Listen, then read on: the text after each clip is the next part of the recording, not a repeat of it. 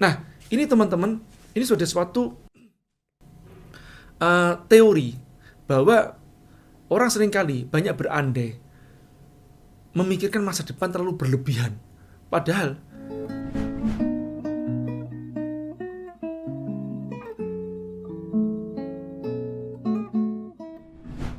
sebelum keluar dari Astra, kawan saya atau senior saya yang saya memanggilnya Koh Irwan, beliau menanyakan pada saya seperti ini, J,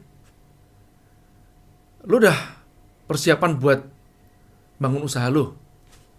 Terus saya tunjukkan 76 daftar nama perusahaan yang ada di lingkungan industri Muka Kuning. Ini persiapannya. Lu sudah survei belum? Ah, gimana aku mau survei? Saya bilang begitu. Kan aku nggak ada waktu. Karena aku kerja terus. Ya paling nggak lu call duluan lah mereka-mereka itu mau beli produknya sama lu atau enggak. Ya kan kalau aku telepon kan di jam kerja, itu namanya juga aku maling fasilitas atau maling waktu. Dan itu sudah diwanti-wanti oleh ayah saya, jangan sampai kamu maling fasilitas, misalkan menggunakan komputernya perusahaan, wifi-nya perusahaan, teleponnya perusahaan, pulsanya perusahaan, ataupun maling waktu di jam kerja. Jam istirahat boleh nggak Mas Ji? Buat saya jam istirahat itu untuk istirahat. Kalau itu diambil, nanti mesti akan motong yang lainnya. Sama aja. Jam istirahat itu adalah jam kerja. Sama aja. Maka dari itu saya tidak punya persiapan dalam hal untuk membangun usaha pada saat itu. Saya hanya modal 76 daftar nama perusahaan. Kemudian saya lanjut.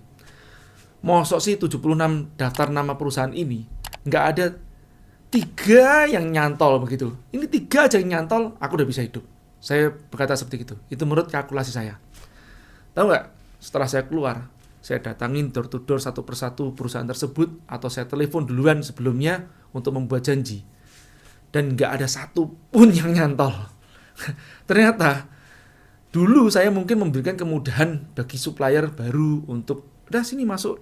Ya, saya berpikir positif untuk udahlah lihat duluan, siapa tahu ini ada supplier baru yang membawa suatu kabar yang lebih baik. Nah, saya kasih kemudahan. Tapi ternyata tidak terjadi di luar. Di luar sana, wow, buat janji tuh, nanti minggu depan telepon lagi ya. Nanti minggu depan telepon lagi ya. Kalau sudah minggu depan ini kan argo argo operational cost ini kan jalan terus ya teman-teman. Nah, jadi gimana? Saya nggak panik kan begitu. Nah, sudah saya mikir nih, seminggu ya terjadi, saya mulai berpikir gimana ya caranya bisa masuk ke perusahaan-perusahaan itu. Dan itu baru terpikir setelah saya keluar dan saya gagal dengan perencanaan yang pertama, menelepon mereka untuk buat janji, baru tiba akalnya. Apa itu? Pada saat siang hari makan, saya makan di tempat food court. Food court itu Pujasera begitu ya, bersama dengan para karyawan-karyawan semua yang lain di industri muka kuning Batam. Nah, saya amati mereka menggunakan seragam nih, ya. Jadi seragam-seragamnya apa? Terus saya melihat, itu kan seragamnya perusahaan yang aku mau masuk. Jadi ada perusahaan-perusahaan yang memang sudah saya bidik, yang saya perkirakan ini mereka membutuhkan spare part seperti yang saya bisa supply. Nah, kemudian jadi sebetulnya saya nggak punya stok ya teman-teman. Saya hanya modal kartu nama saja, namanya CV Asia Internasional Almarhum. Ini pun dimodalin oleh 2 orang investor. Satu orang Indonesia, ex kawan saya yang kerja di Astra, yang saat itu dia kerja di Singapura, kemudian oleh ex supplier saya yang ada di Singapura. Modalnya nggak besar. Saya dikasih saham hutang namanya. Jadi saya kalau nanti untung harus nyicil dari keuntungan saya untuk menyicil saham tersebut. Nah, kemudian saya melihat ada mereka-mereka yang pakai pakaian, misalkan Siba Vision nih, dia pakai pakaiannya putih biru. Nah, ciri khas orang-orang yang namanya engineer itu biasanya berkacamata, terus kemudian ada test pen, ada test pen di kantong atasnya begitu. Nah, dari situlah saya melihat, wah ini engineer nih. Jadi saya pendekatannya kan kalau ke tempat bagian purchaser atau buyer, saya nggak bisa mengidentifikasi mana buyer atau purchasernya, tapi kan saya bisa mengidentifikasi user atau engineer-nya. Udah saya deketin. permisi Pak, boleh ikutan gabung Pak? Maksudnya gabung dalam meja food court tersebut. Oh iya, silakan. Nah, sudah. Pas mulai makan, terus saya tanya, maaf Bapak dari perusahaan mana? Oh, saya dari Siba Vision. Terus kemudian beliau biasanya kan tanya kembali kan, dari perusahaan mana Pak? Karena saya pakai pakaian biasa, pakai kemeja biasa yang tidak ada emblem perusahaan saya. Terus saya mengatakan, oh saya dari ini Pak, perusahaan saya Pak, Asia Internasional.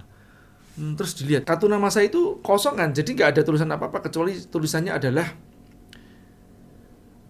account eksekutif. Jadi saya tidak mau ngaku sebagai direktur nih. Lah saya ngaku direktur bagaimana? Wong saya itu direkturnya tuh kerja sendirian, ngangkat barang sendirian, beli barang sendirian, nyalet sendirian, naik ojek lagi. Kan malu-maluin kalau saya ngaku direktur. Saya ngaku sebagai account eksekutif aja. Oke, terus dia tanya, perusahaan apa nih? Oh, kita supply spare part Pak, seperti ini. Wah, itu kita butuh tuh. Ya emang bener. Saya sudah tahu bahwa mereka butuh. Karena saya ngerti perusahaannya mereka apa. Oh, sudah masuk belum tempat kita? Oh, belum Pak. Belum ada aksesnya nih Pak. Oh, sudah telepon ke tempat bagian purchasing belum? Sudah Pak, tapi belum dikasih izin untuk ketemu Pak. Wah, sudah nanti habis makan siang. Ketemu sama saya ya. Saya bawa ke sana. Oh, siap Pak. Itulah cara saya untuk masuk ke tempat perusahaan-perusahaan. Itu saya dapatkan setelah saya keluar. Pada saat saya di dalam, saya nggak ngerti. Nah, ini teman-teman, ini sudah suatu teori bahwa orang seringkali banyak berandai memikirkan masa depan terlalu berlebihan. Padahal masa depan kita itu ketutupan sama tembok. Yang kita ngerti di balik tembok itu ada apa. Kita hanya tahu setelah kita membuka pintu, kemudian kita keluar dan kita berada di balik tembok tersebut, kita baru ngerti membuat strategi kemudian di belakangnya itu. Jadi jangan terlalu banyak strategi. Oke, ini yang pertama. Kemudian setelah saya membuat janji dan bertemu, masuk ke tempat perusahaan yang pertama. Awalnya tidak mudah juga teman-teman. Biasanya pada saat mengatakan supply spare part, oh kita sudah ada, selalu bilang begitu. Terus saking BT-nya saya nyari akal lagi nih. Gimana ya? Wah, kalau sudah mentok saya bilang begini. Gini aja Ibu ada nggak spare part yang Ibu nggak pernah dapatkan selama 1-2 tahun ini? Nah, ini kejadian pada saat saya dulu di Astra, itu ada namanya part-part yang biasanya tidak didapatkan selama 1-2 tahun. Kadang-kadang itu kesalahan penulisan part number-nya. Ya, contohnya begini. Part itu adalah bagian dari suatu mesin yang besar. Nah, di dalam mesin yang besar itu, mesinnya misalkan mereknya adalah ABC. Padahal si part itu adalah buatannya si CDE. Nah, biasanya dia memberikan mereknya itu adalah mereknya ABC. Disebut namanya manufacturing part number. Atau nomor spare part-nya berdasarkan nomor mesin. Nah, itu kan susah nyarinya. Biasanya nggak ketemu, kecuali kita beli ke tempat si pembuat mesin. Memang ini adalah trik dari si pembuat mesin agar beli spare part-nya ke tempatnya dia. Padahal sebetulnya kita bisa beli spare part ke tempat si CDE tadi itu, yang bisa lebih murah. Oke, lanjut ya. Nah, yang ginian biasanya buyer tidak banyak yang mengerti. Baru bisa mengerti atau memahami setelah dia turun ke lapangan, dan itu pun juga dibutuhkan pengetahuan teknis.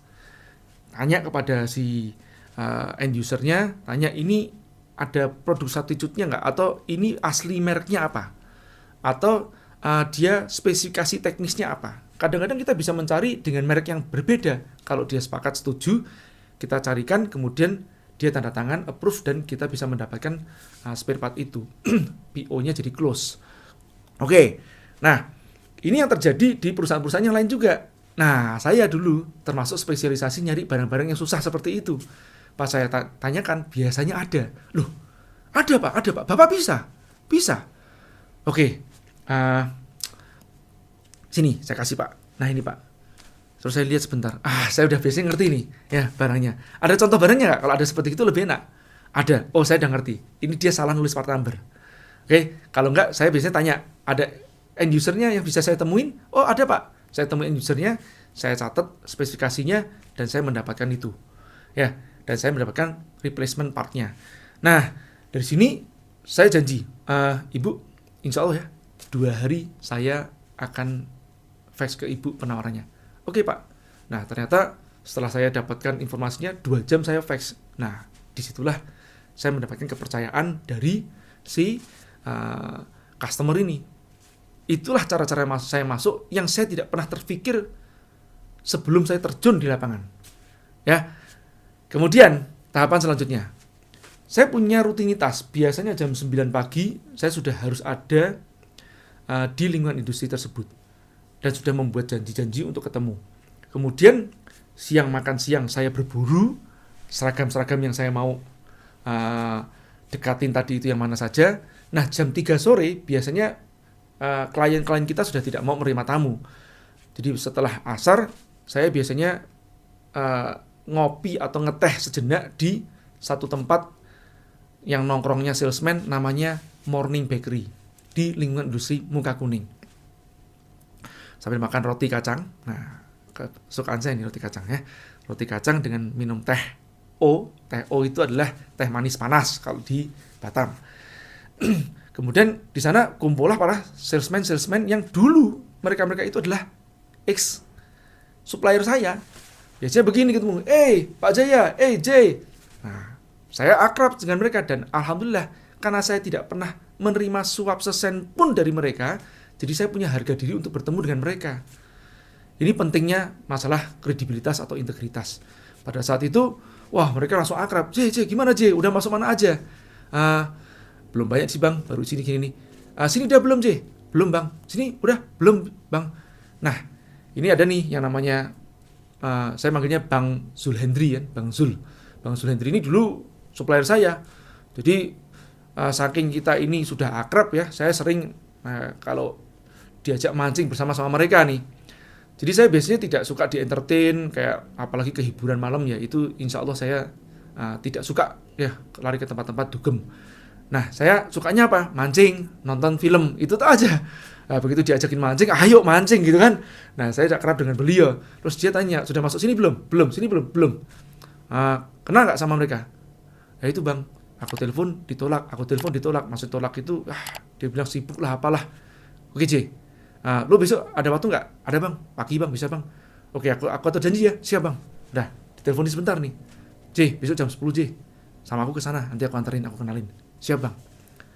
Masya Allah ya, terbuka jalan ya, yang tidak pernah kita sangka-sangka. Saya dari sini saya baru memahami apa pesan ayah saya sebelumnya. Ternyata 3 hal ini adalah pesan orang tua saya yang saya petik di kemudian hari. Yaitu pertama skill, kemampuan untuk searching produk. Yang kedua adalah kredibilitas. Saya menjaga nama baik saya dengan tidak mau disuap. Dan yang ketiga adalah jaringan. Saya dulu mempermudah mereka, sekarang saya dipermudah oleh mereka juga atau diberikan akses untuk masuk ke perusahaan-perusahaan rekanan mereka. Semoga bermanfaat.